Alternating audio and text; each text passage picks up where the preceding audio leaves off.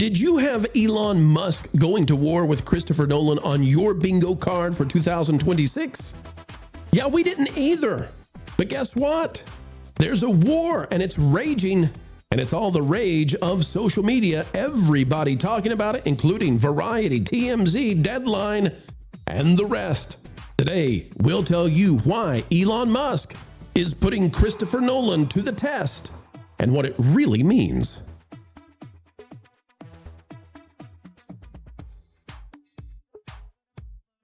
It's a great day. It's a groovy day, folks. Thanks for coming our way, where we're figuring out what's really happening behind the scenes, and we're doing it with obscene skills on loan from Walt. Yes, Walt. Folks, let's dive in right now. What's going on with Elon? What's going on with Christopher Nolan? Is the Odyssey a woke joke of a film? And perhaps even the last gasp of Hollywood? It's Elon Musk versus Christopher Nolan. Time is presenting it this way. Christopher Nolan has been dreaming of the Odyssey for more than 20 years. It's a massive article that just came out.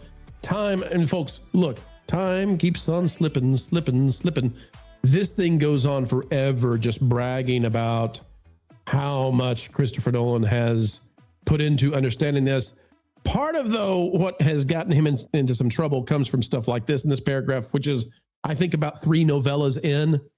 It says, Nolan instructed Göransson not to use an orchestra in the score, if only to subvert expectations for a swords and sandals film. Quote, it's not like the orchestra existed back then, says Göransson. It was a challenge and also an opening to try to make something unique. Okay, so their orchestras didn't exist back then. They want to be historically accurate. So what do we do instead? All right, so instead, Göransson rented 35 bronze gongs of varying sizes, experimented recording them with synths, and began setting the director songs. And then, here it is from Time, Nolan also, because they want to be historically accurate, put rapper Travis Scott in the film as a bard. I cast him because I wanted to nod towards the idea that the story has been handed down as oral poetry, which is analogous to rap. Can we say oral poetry on here? We're going to have to, and it's a stretch. All right, folks. I don't know. See, no, man, what are you doing? From Variety, the backlash is real. They've also been race swapping characters from this, and I've tried to stay out of it because I want to see the film. It's a little worse than that, Pro. Did you know that this is based on a 2014 reimagining? No, I didn't. Yeah. Do go on. Yeah, I guess this is all built in. It's baked in. So Variety is covering Elon Musk, who's had enough. And this is bizarre to me because Christopher Nolan, I think, presented one of the most conservative movies of all time from mainstream Hollywood in The Dark Knight. I don't know if people view that as a conservative film, but I think it actually is. It kind of got slipped in. I don't even know if he intended for it to be a conservative film, but the message, with Batman and privacy and holding back the state and not overreaching into authoritarianism, it's very interesting, the message in that film, A. But Variety says Elon Musk is bashing Christopher Nolan for the Odyssey casting, alleging the director cast Lupita, how do we pronounce her name? Nyong'o? Nyong'o. Lupita Nyong'o as Helena Troy because he wants the awards. An additional ex-post, Musk retweeted posts that mocked Elliot Page's masculinity and claimed that Nolan was stomping all over Homer's grave because of his casting choices. That got 8.4 thousand likes. Then Elon Musk came in and added it and ratioed them by a factor of a bunch. More than 5 times over, Elon Musk says Christopher Nolan is pissing on Homer's grave. Disgraceful. So Elon's all in. Elon is all in, and Christopher Nolan now is in the middle of a major controversy. Who wants the first swing on this one, guys? I mean, this film is setting itself up. It looks like it's woke. I don't know if it's woke. Christopher Nolan has a track record of incredible success. Should we jump in with Elon, or should we hold off until the film? Wiz? Cogman? Who wants this one first? Well, I mean, I'll just start off by saying Christopher Nolan is one of the most overrated directors in Hollywood. He's pretentious. Most of his movies, his works of film, are just works of sophistry. I don't think they're deep by any means. I enjoyed the Dark Knight trilogy. That was probably his best work. I remember the first movie I saw after COVID broke out in 2021. I went to watch Tenet, and it was awful. the sound design, you couldn't hear a thing. The whole plot was incoherent. And then later in interviews, he's like, "Oh, that was an artistic choice." Like, what do you mean artistic choice for your viewers not to? They can't even hear the dialogue. What artistic choice is that? Anyways, I find him to be very, very overrated. I thought Oppenheimer was pretty good, but it wasn't like this. Like, oh, like Oppenheimer was kind of like a different movie for him, though. It almost didn't feel like a Nolan film. Yeah, yeah, and it was. Correct me if I'm wrong, but that was like one of his only biopics that he did, and so it is, other than the Prestige, if you want to consider that. But, yeah. So I think he's overrated, and so it's just there's this weird AstroTurf prestige that is placed upon Christopher Nolan for some odd reason. But I think Elon Musk is correct in that the big reason why so many of these directors and these casting directors have the incentive to race swap is because they can't tell traditional European Anglo or Greco-Roman stories, myths, legends anymore with and have it be accurate to the lore and the history, and it qualify for an Oscar because of the representation and inclusion standards they passed was it 4 years ago after the craziness of peak BLM, and that they have to have a certain number of women, LGBTQ, underrepresented racial minority, which is just everything under the sun except for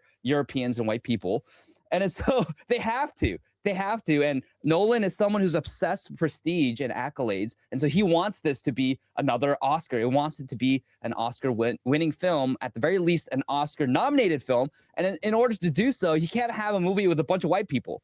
It won't qualify. It literally will not qualify. So he is forced to, whether he is doing it willingly, like happily, like, oh, I'm so proud to race swap because of representation, or he's being forced into doing so. This is just the product of the woke activist takeover over Hollywood.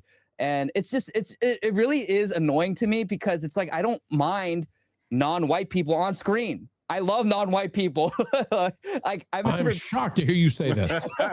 Hey, thanks, man. People keep saying this is what drove me up the wall about Star Wars. They were like, "Oh, like you hate John Boyega because he's black." It's like, no, like I love Samuel L. Jackson as Mace Windu.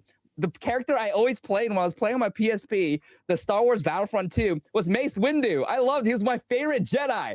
And it's like, oh, like you're just racist. No, like just write better characters. Stop race swapping. Stop putting like black characters into these traditionally white characters and be like, oh, like this is such a win for diversity, when it's just like it really, two wrongs don't make a right? Like, I mean, yes, there has been whitewashing for years in Hollywood and television. Oh yeah, 100%. We're not going to lie about that. Yeah. But overcorrecting it and doing these kind of things are not going to fix the problem. And to me, regardless of what you're trying to accomplish here, whether it's Oscar nominations, because I agree with you, I think this is this year's battle after another, basically.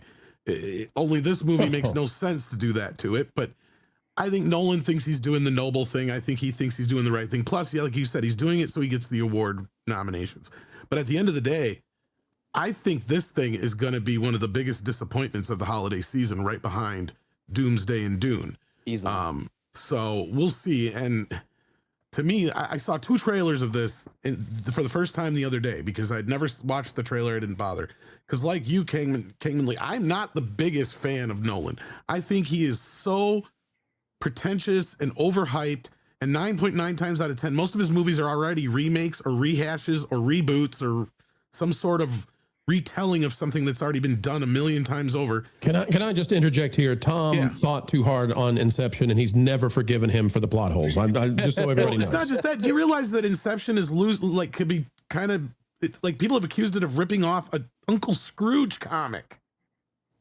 There was an Uncle Scrooge comic that had a very similar story to it, I guess. But anyhow, that being said, blasphemy bagpipes. I tried for a minute to think, what's an Uncle Scrooge interjection? Tom, let me keeping my money. Tom, let me toss you something. To see that. And anybody who wants to so I watched the trailers, and I saw the first trailer, and then I saw the second trailer, which is the newer one. The first trailer wasn't so bad. The second trailer turned me off completely, and there was like no reaction really from the audience at all at either one of those trailers, especially compared to things like Scary Movie 6, right?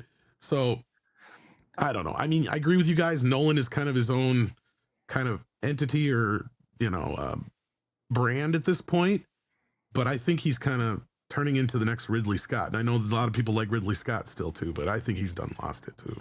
This is the way TMZ is reporting it, and I think this is going to be the way that Hollywood at large reports this. Elon Musk amplifies online whining about Christopher Nolan casting Lupita Nyong'o. Now, we've been talking about the idea that nobody is offended at all about, a variety of individuals being on screen. But this quota system that Hollywood has for awards, it's created this bizarro world where, we can't tell the Odyssey without race swapping. But if we did a historical film about Cambodia, for example, nobody would be saying, well, how many black actors can we get on, the Cambodian historical story? How many Europeans can we get on that?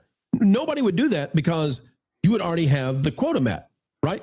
Because every Asian counts in Hollywood as diversity. Literally the only thing that doesn't count as diversity in Hollywood, which makes global movies, which one would think would mean that the quotas would be based around global percentages, but it's not. It's just American percentages. Ethnocentrism. Thy name is Hollywood. But the deal here is only white dudes. And no, that's not actually it. Straight white dudes. Straight white dudes are the only non-diverse demographic in the entire world, according to Hollywood. I'd just like to point out that there was what I suspect would be a much better Odyssey adaptation that came out last year, which starred Ray Fiennes, called The Return. So if you're looking for something a little more accurate, that may be the way to go. I also want to point out to Kongman that if you like Mace Windu as a Jedi, you need to hear him play bass. Well, clones ain't loyal. I'm going to say something that might come off as controversial. Oh boy, here he goes again. Oh, never heard one of those from you. I think there you go. I think this movie, boys, let's get out of here. He's gearing up. I think this movie is meant to be as controversial as possible. I think it is symbolic of something. I think it's symbolic of the fall of Hollywood. If we look at this movie, that's controversial with us. Hold on, no, let me back really. Let him cook. Let me cook. Are you suggesting that the movie is a Trojan horse? It is. Yes, Lauren. I think this is a Trojan horse. I think this movie is meant to be Hollywood's last stand. And I know that sounds a little like dramatic, but you look at the names that are associated with this: Matt Damon, Tom Holland, Anne Hathaway, Robert Pattinson, Lupita Nyong'o, Zendaya, Charlize Theron, John Barenthal, Elliot Page, Benny Safdie, Mia Goth, Ryan Hurst, John Leguizamo. These are all the Hollywood this is the last stand of Hollywood. And it's the Odyssey. And if I may, I was calling it the final re for a while now. So I think that you're 100% right. I kind of brought something up similar to that. Like I said, this is kind of what it is. It's the last. Everybody who's making this movie thinks this is the right thing to do. Because it's the last thing to do before the takeover happens of AI to some regard. The access becomes available to just regular folks to start making things, which is very much on the horizon. And like the franchise is gone. We have Dune 3 and Doomsday. It's going to be the last big event probably ever. Doomsday is not going to make money. It's going to be $1 billion movie. Star Wars is dead. Avengers is dead. Hollywood is dead. And the people at home know it. We have got legacy franchise media getting viewership the same as YouTubers. Like, that's where we're at. We've got 60-year franchises falling apart, 50-year franchises falling apart. Hollywood is on this is the send-off for Hollywood. It is the last big names they have left. You couldn't put anybody else in everybody in this is like it's the values of Hollywood. It is people that represent what Hollywood wants to stand for, and they're dying on this hill. And I think let them do it. Go for it. Because I don't know. Oppenheimer had the Barbie movie. There was controversy there. Oppenheimer was very good. It had good music. The guy, Ludwig Göransson, who's doing the soundtrack on this, he does pretty good music. I think the music might be interesting. It's not what I would want to have seen in an Odyssey movie, but it might be surprisingly good regardless. Full send, Hollywood, full send. We're sending you off into the sun with this one. So this is the modern Ben-Hur But they know it's the curtain call as well. That's what you're saying. Which fitting that we would have a story that would be historic like that as the send-off for what Hollywood used to represent. Yes, that's exactly what I think this is. I will only accept that analogy if it's spelled Benher. Well, that's the thing that Nolan with this stupid idea with the no music thing is so dumb, because they didn't have cameras, they didn't have microphones, they didn't have a lot of other things back then, and his historical accuracy on that part seems to be up in the air too, because a lot of people will tell you, well, this wasn't right, that wasn't right, and they're just talking about what they've seen in the trailers so far. So, like, I mean, the other thing I'm sitting here going, okay, musically, we had voices back then. I'm sure they had choirs. I'm sure there was other instruments that were around. It's not like music was born yesterday. And he even has the other character in there as a bard. Well, what does a bard do? Sits there with a guitar and sings a song about a story, right? I'd like to also point out that they were quite literally called the Greek choir. Exactly. What is going on here with this guy? He's like just pulling crap out of his and I think Fake Wizard is 100% right. This is the final They know this is going to win all the awards. That's all this is. The audience, I think, is going to reject it, and we're just going to be called racist for it, of course. But to me, it's like, no, I don't have a problem with that. Look, I mean, I'm wearing a Michael Jackson shirt right now. When I grew up, Bill Cosby was the most popular actor on television. Michael Jackson and Prince were the most popular singers in the world, right? Like, I mean, I never understood this idea of this separation of race until I got older and they started making it a thing. Denzel Washington is my favorite actor. I mean, there's a way that they do this that makes it wrong. And there are 1,000 ways to do it that's right, and they always choose the other way. And I for one cannot wait. I cannot wait for Travis Scott to be a bard and to sing with a lute.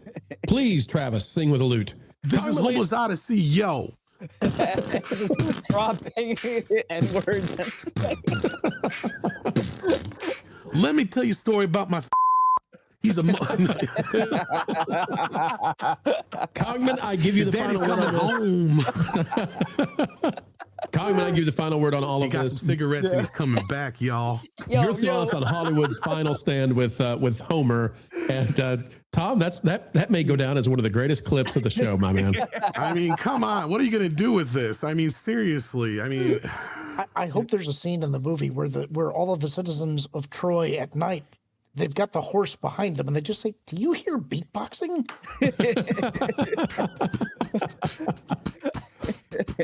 All right, Cogman, the floor is yours. Come sit down and listen to me about Homer's Odyssey.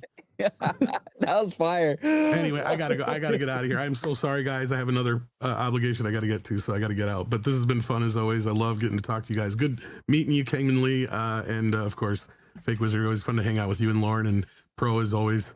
Take care of yourselves and each other, and thanks for having me. Tom, you just rock, and I love turtles. I love turtles too. Take care, guys. All right, Cogman, the floor is yours. Yeah, that was a great segment. I feel like that would have been the greatest way to end the segment. But I have two thoughts just to close this out. One is a big reason why they also race swap is because they can do this bait and switch where they race swap characters and they are not historically accurate. They don't try to be, faithful to the source material.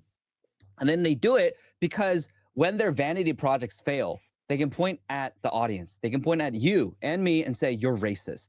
Why do you hate black people? Why do you hate minorities? Why do you hate women? Why do you hate transgender?" Like, they do this thing, right? And you see this with the new stellar 10 out of 10 video game mixtape where they can't do that because all the characters are white because it's supposed to be this nostalgia bait from the 90s. And then so, yeah, they can't do it. And then I feel like a lot of the devs are kind of regretting, oh, we should have made a lot of the main characters black because at least we could have called all the gamers racist. But that's actually an effective tool, believe it or not, which it's not working as much anymore. And the magic word calling people racist and all these insults that don't mean anything anymore. Yeah, it's losing its power, but it's still pretty effective when it comes to capturing the whims and basically the zeitgeist of especially a lot of people who are slightly left-leaning and center-left, because no one wants to be a racist. No one wants to hate people based on the color of their skin. Well, so it's weaponized. It's weaponized empathy, Cogman. Yeah, absolutely. It's intentionally done in order to set up a system in which if you go against it, you are against empathy, but it's faux empathy. They don't really care about what it is they're presenting as if they do care. What they actually care about is setting up a dynamic where you can't win. Of course. You have your rationality has no place here, right? It would be like if somebody was doing the plumbing for your home and they said, well, we don't actually believe in using pipes. And you said, well, you don't believe in using pipes? I mean, you're a plumber.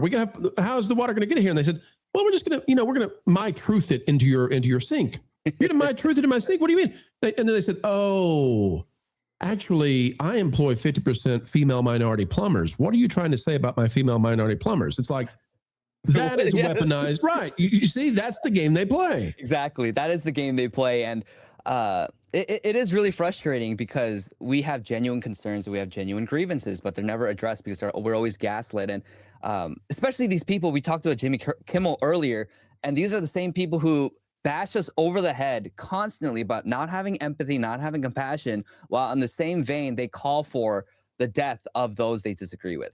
And I have that point. And then lastly, I think I was watching the behind the scenes interviews that Peter Jackson did when he was first putting together the Lord of the Rings trilogy. And I'll never forget it, where he said, this is not my story to tell. This is not my story to tell. I'm here to tell Tolkien's story and bring Tolkien's story to life. I mean, the mindset and the perspective of directors like Peter Jackson, like from 20 plus years ago versus today, it is so different, because now today, from actors to producers to directors, it's all a vanity project. It's all about myself. I want to tell my story, my version of the story, instead of the story, in a faithful way, in a fresh way, maybe a fresh way, but in a way that's engaging and it serves the audience and tells a good story, is a good work of filmmaking. They don't do that anymore. They don't do that anymore. It's whether it's looking for the next cash grab, whether it's pushing, this an insane left-wing ideological message. It's all a vanity project. And so a lot of these people, they're not filmmakers, they're not artists, they're activists. They're activists, they're ideologues. And so it pains me because I love film. I don't watch as much American film. I actually watch a lot of Korean film. Shout out to Korean cinema. It's fantastic these days because they don't have that kind of stuff and they focus on the story first and foremost. And their budgets are actually really small as well, because the stories, the characters, the writing, the acting, that carries each of these dramas and each of these Korean movies. But, that's a side tangent. But all that's being said, I lament. There's a lot of people who cheer on the death of Hollywood. I actually lament it because Hollywood is what brought us the art of filmmaking. And it is kind of sad to see it crash and burn like this. And like Fake Wizard said, this will be the last hurrah of Hollywood. And I do think it'll fail miserably because streamers, content creators, YouTubers bring in way more viewership than any of these, huge $300, $400 million blockbuster films do. And maybe that's why I don't lament this as much, is because, sometimes a forest must be burned down for new growth to take off. And my anticipation is that the death of Hollywood is really the opportunity for the entire country and the world to get in on this storytelling. I think that Hollywood itself is a gatekeeping mechanism. So I'm not out to get Hollywood, but I see this as a huge opportunity for entertainment to just explode. And I would give one more point before we go, folks. And that is the Hollyweirds and TMZ and all of the access media, they're just so smart around their buddies and their pals inside their bubbles. I'm willing to bet you that Elon Musk is smarter than about a dozen of these people with their brains tied together. He's up to something. I don't know what it is that Elon's up to here. But Elon doesn't do drunk tweets. Elon doesn't come out and do something silly usually, minus a Joe Rogan appearance or two. And maybe that's even strategic. Elon Musk he has seen an opportunity here to move the narrative needle, the cultural zeitgeist, somehow when it comes to this movie. Pay attention to this. What is Elon up to? Where is he going to go next with this? I don't know yet, but he's up to something. And put another one in the can, folks. A video of excellence has been birthed into existence, and you were there to witness it. Thank you for participating. We hope you had a good time. Folks, it's a great time anytime we get to share time with you, and we mean it. The only thing additional we ask, on the way out the door, consider clicking the like button. Share, subscribe, click it and stick it to those pesky algorithms. It is the notification bell. Drop a comment down below. And oh, by the way, if you would be so kind, perhaps share this out on your favorite social media platforms. Folks, we've got all kinds of content coming your way. If you are interested in going even beyond all of that, well, there's a pro store, and you can always find those items directly below the video you're watching. The pro store, it's a cool place to check out for items that, well, definitely Disney and the rest are not going to sell you, but we're happy to do so.